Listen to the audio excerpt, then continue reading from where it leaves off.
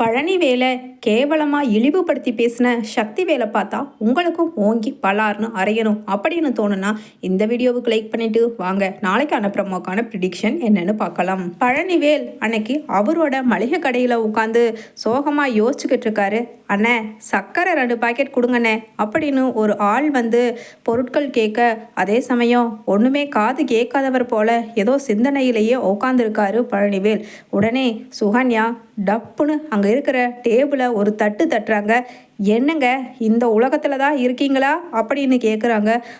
என்ன சுகன்யா சொன்னேன் அப்படின்னு வழக்கம் போல் அப்பாவியா கண்ணை தேய்ச்சிட்டு கண்ணில் குளம் மாதிரி தண்ணி நிற்கிறத வெளியில் காமிச்சிக்காம அப்படியே கண்ணை தொடச்சிட்டு என்ன சுகன்யா சொன்னேன் அப்படின்னு கேட்குறாரு.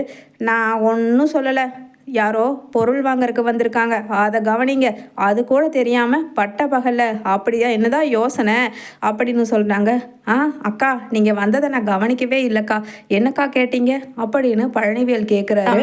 2 பாக்கெட் சர்க்கரை கேட்டேன் அப்படின்னு சொல்ல 2 பாக்கெட் சர்க்கரையை எடுத்து கொடுத்துட்டு, அக்கா இந்தாங்க அக்கா மீதி காசு சரியா இருக்கான்னு எண்ணி பார்த்துக்கோங்க அப்படின்னு பழனிவேல் கொடுக்குறாரு. ஏன் தம்பி நீ என்ன ஏமாத்திடுவியா? யார் வேணாலும் ஏமாத்தலாம், பழனி தம்பி எங்கேயாவது யாராவது ஏமாத்துமா? போ தம்பி என்னாட்டி என்ன அப்படின்னு சந்தோஷமாக சொல்லிட்டு போயிடுறாங்க கடைக்காரங்க. அதே சமயம் ஆமாம் என்ன பட்ட பகலில் சார் என்னமோ யோசனையில் இருக்கீங்க அப்படின்னு கேட்குறாங்க சுகன்யா. அது வந்துட்டு அண்ணன் காலையில் ஒரு மாதிரி பேசிச்சில்ல, மனசுக்கு ஒரு மாதிரியாகவே இருக்குது சுகன்யா அப்படின்னு சொல்லிட்டு அங்கே பழனிவேல் சொல்ல, உடனே சுகன்யாவும் ஆமாம் நானே உங்ககிட்ட சொல்லணும்னு தான் நினச்சிட்டு இருந்தேன், என் மனசுக்கு அதை விட ரொம்ப ரொம்ப ஒரு மாதிரி இருக்குங்க. என்ன அநியாயம், உங்கள் சின்ன அண்ணன் உங்களுக்கு பங்கே கொடுக்கக்கூடாதுன்னு என்னமோ நீங்கள் அந்த வீட்டு பிள்ளையே இல்லைங்கிற மாதிரி பேசிட்ட. அது என்னமோ பேசிட்டு போகுது சுகன்யா, நமக்கு பங்கு கொடுக்குது கொடுக்கல அது 2வது. ஆனால் என்ன கஷ்டப்படுத்துகிற மாதிரி மனசுக்கு நீ இந்த வீட்டு பிள்ளையே இல்லைண்டா அப்படின்னு சொல்லிருச்சு, அதுதான் எனக்கு கஷ்டமாக இருக்குது அப்படின்னு சொல்ல, என்னங்க பேசுகிறீங்க, உங்களை அந்த வீட்டு பிள்ளையே இல்லைன்னு சொன்னால் கூட பரவாயில்ல, அதை கூட என் மனசு ஏற்றுக்கோ, ஆனால் சொத்தில் பங்கே இல்லைன்னு சொல்லி முழு பூசணிக்காயை சோத்தில் மறைக்க பார்க்குறாரு உங்கள் சின்ன சக்திவேலு. அதுக்கெல்லாம் இந்த சுகன்யா விட மாட்டாங்க.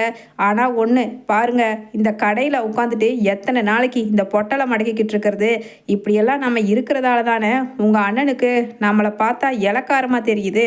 அவர் என்னடானா கரும்பு தோட்டம், நெல் தோட்டம், நெல் வயல், அதுக்கப்புறம் குடோனு, மில்லு, காம்ப்ளெக்ஸு, அப்படி இப்படின்னு சொல்லி பூரா லட்சக்கணக்கில் வர்ற வரவு செலவை பூரா பார்த்துட்டு நீங்கள் ஒரு அடிமை மாதிரி இந்த பொட்டி கடையிலேயே கிடக்கணும்னு வச்சு கொடுத்துட்டாங்க.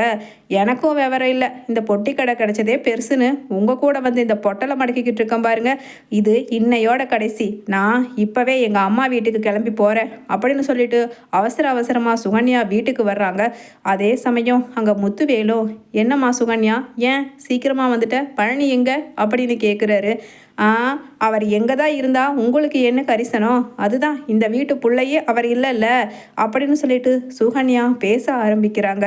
உடனே அங்கே உட்காந்துருந்த அப்பத்தா சொல்கிறாங்க, ஏமா சுகன்யா அந்த பிரச்சனை தான் காலையிலேயே பேசி முடிஞ்சிடுச்சு, முத்துவேல் அப்படியெல்லாம் விட மாட்டாம்மா, சக்தி ஏதோ ஆசையில் அப்படி சொல்லியிருப்பான், அவனை பற்றி தெரிஞ்சது தானே, விட்டுட்டு போங்கம்மா, எப்படியா இருந்தாலும் பழனிவேல் இந்த வீட்டு புள்ள இல்லைன்னெல்லாம் யாருனாலையும் சொல்ல முடியாது, அதனால் நீ அமைதியா இருமா அப்படின்னு சொல்ல, திரும்ப இப்படி மூடி வச்சாலும் என்னைக்கு இருந்தாலும் அது வெடிக்கத்தானே போகுது, அது இன்னது என்ன இருக்குன்னு சொல்லி பேச்சோட முடிக்காமல் செயலில் காமிச்சிட்டா நல்லா இருக்கும் அப்படின்னு சொல்ல, உடனே அதெல்லாம் முடியாது, ஒரு துளி கூட உனக்கெல்லாம் கொடுக்க முடியாது, நீ என்ன பண்ண முடியுமோ பண்ணிக்க, நீயும் உன் புருஷனும் அப்படின்னு அங்கே சக்திவேலு சொல்ல, அதுதான் நான் என் அப்பா ஆத்தா வீட்டுக்கு போய்க்கலான்னு நான் பைய பொட்டி படுக்கையெல்லாம் எடுத்துகிட்டு போகலான்னு வந்தேன் அப்படின்னு நேராக ரூம்குள்ளே போகிறாங்க சுகன்யா. கடையை சாத்திட்டு ஐயையோ இவ வேற நேரங்காலம் புரியாமல் இப்படி ஆத்திரப்பட்டுட்டு ஒரு பொறுமையாக இருக்கவே மாட்டான், பத்தாததுக்கு இப்போ அண்ணன் வேற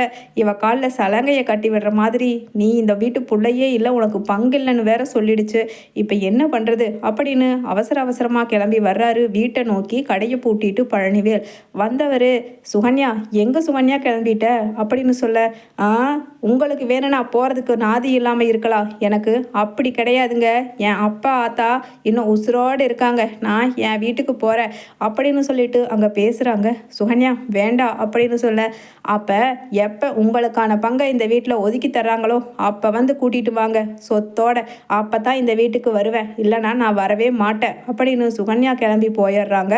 அதே சமயம் போகிற சுகன்யாவை பார்த்துட்டு சக்திவேல் சொல்கிறாரு, போனா போ, இப்படி நீ உன் அப்பா அத்தா வீட்டுக்கு போகிறதுக்கெல்லாம் பயந்துட்டு உன் புருஷனுக்கு சொத்து பங்க நான் கொடுத்துருவேனா என்ன அப்படின்னு மீசையை முறுக்கி விடுறாரு. அண்ணே நீ தரவே வேண்டாண்ணே, கொஞ்சம் பேசாமல் இருந்தேனா போதுண்ணே அப்படின்னு அங்கே பழனிவேலு சொல்கிறாரு. அதே சமயம் உங்ககிட்ட நான் ஒன்றே ஒன்று கேட்டுக்கிறேண்ணே, நான் இந்த வீட்டு புள்ள இல்லைன்னு மட்டும் சொல்லாதண்ணே அப்படின்னு சொல்ல உடனே, டேய் நீ இந்த வீட்டு புள்ள இல்லைதான்டா, என்னடா இல்லை நீ என்ன என் அப்பனுக்கு பிறந்தவனா அப்படின்னு சொல்லிட்டு சக்திவேல் கேட்குறாரு. உடனே அண்ணே என்னென்ன சொல்கிற அப்படின்னு பழனிவேலு அப்படியே கண்ணில் கண்ணீர் வர நிற்கிறாரு. அதே சமயம் முத்துவேலு, டேய் சக்தி கொஞ்சம் அமைதியாக இருடா அப்படின்னு சொல்கிறாரு. அண்ணே என்னென்ன என்ன உண்மையை சொன்னால் கசக்குதா, இந்த தத்தெடுத்து அனாதை பையனை வளர்த்தங்காட்டி கடைசியில் சொத்தில் பங்கு கேட்குற அளவுக்கு வந்துட்டான் இவன் அப்படின்னு சொல்லிட்டு அங்கே அனாதை பையன் நாயே அப்படின்னு சொல்லிட்டு பழனிவேலை திட்டுறாரு. உடனே பழனிவேலு, அண்ணே என்னென்ன சொல்கிற ஆத்தா, அப்போ நீ என்னை பெக்கலையா அப்படின்னு கேட்க, ஐயா ராசா தப்பாக நினச்சிக்காத ஐயா, நீ அழாதையா, டேய் சக்தி உன் கொல்லி வாயில் விறகட்டையை வைக்க ஏண்டா ஏண்டா இப்படியெல்லாம் பேசி அவன் மனசை காயப்படுத்துகிற, முத்து இவனை பாருடா அவன் அழுகிறான்டா அப்படின்னு பரிதவிப்போட அங்கேயும் இங்கேயும் அப்பத்தா ஊசலாடுறாங்க. அதே சமயம் முத்துவேல் பல்லார்னு அறையிறாரு சக்திவேல் கணத்தில். டேய் சக்தி என்னடா பேசுகிற, என்னதான் இருந்தாலும் பழனிவேல் நம்ம கூட பிறக்காத தம்பிடா அப்படின்னு உண்மையை சொல்கிறாரு. அண்ணே அப்போ நான் உங்கள் கூட பிறக்கலையா அப்படின்னு சொல்ல உடனே, ஆமாண்டா பழனி, நீ சின்ன வயசில் நம்ம கடைக்கு யாரும் இல்லாமல் அனாதை பையனாக வந்து டவுசரை போட்டு வேலைக்கு சேர்ந்த அப்போ எங்கள் அப்பா ரத்னவேல் பாண்டியன் இருந்தார். அவர் உன்னை தத்து பையனாக எடுத்து கூடவே ஒருத்தனா வளர்த்துனாரு. அவ்வளவு ஒரு நல்ல மனசுக்கு சொந்தக்காரரு. அவர் சாகும்போது கூட என்னோட சொத்துல இந்த பழனிவேலுக்கும் ஒரு பங்கு இருக்குன்னு சொல்லி உன் பேர் பழனிசாமின்னு இருந்ததை எங்கள் குடும்ப பேரான பழனிவேல்னு கூட சேர்த்துனாருடா. அப்படிப்பட்ட நல்ல மனுஷதான்டா. ஆனால் அந்த பேரையெல்லாம் கெடுக்கிற மாதிரி இந்த ரகசியத்தை உன்கிட்ட இவன் இப்படி போட்டு உடச்சிட்டானேடா அப்படின்னு சொல்லிட்டு அங்கே சக்திவேலை அடிக்கிறாரு.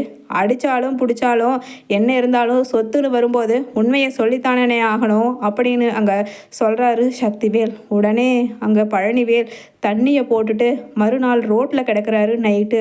அதே சமயம் கதிர் வந்துட்டு, ஐயையோ மாமா என்ன மாமா இப்படி கிடக்கிற அப்படின்னு சொல்லிட்டு கேட்குறாரு. அதே சமயம் எழுந்திரிச்சு கூட்டிகிட்டு வர்றாரு. கதவை தட்டுறாரு. அங்கே முத்துவேல் சக்திவேல் வீட்டை, இந்த குடிகார பையன் அனாதை பையனுக்கெல்லாம் என் வீட்டில் இடம் கிடையாது அப்படின்னு சொல்லிட்டு அங்கே சக்திவேல் சொல்லிடுறாரு கதவை சாத்திட்டு. முத்துவேலோ, டேய் சக்தி இப்படியெல்லாம் பேசாதடா, தப்புடா, நம்ம தம்பி பழனிடா, விடுறா கதவை திறக்கிற அப்படின்னு சொல்லிட்டு சொல்ல, அண்ணே நீ இப்போ இந்த வீட்டில் நான் இருக்கணும்னா அவனை உள்ளே சேர்த்தக்கூடாது அப்படின்னு வாயை கட்டி போட்டுடுறாரு. அதே சமயம் வாமாம்மா நம்ம வீட்டுக்கு போகலாம் அப்படின்னு சொல்லிட்டு அங்கே கதிர் கூட்டிகிட்டு போகிறாரு. கோமதி கிட்ட பழனிவேல் குதி போதையில் உளர்றாரு. அக்கா நான் உன் கூட பிறந்தவன் இல்லையாமாக்கா, நான் ஒரு அனாதை பையனாமாக்கா, அண்ணன் இப்போ தான் உண்மையை சொல்லிச்சு அப்படின்னு தேம்பி தேம்பி அழுகிறாரு.